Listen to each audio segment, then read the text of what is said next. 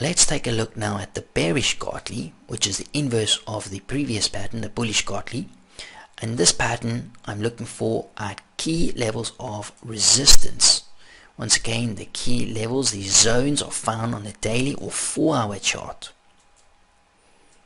What I'm looking for is price to rally into this key area, picking up orders.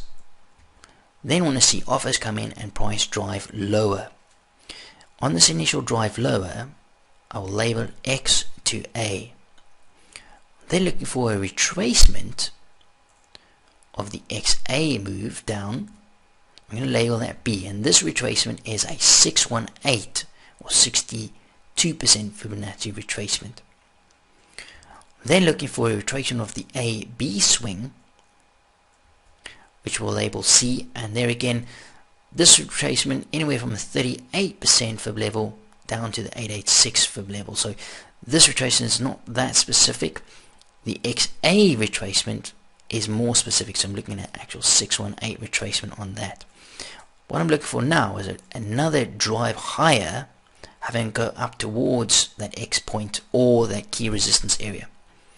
And this level right here is an extension of the AB or BC leg, depending on how you draw it, of anywhere from the 127 to the 1618 extension.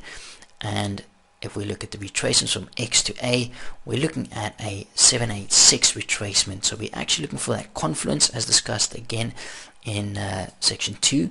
We have a retracement, in this case the XA swing, and an extension, the 1618 or the 127 extension. And this highlighted area right here is where you want to place your limit order ahead of price hitting the level. And we're looking for a move to the downside. So this point right here, this highlight area, we label it point D.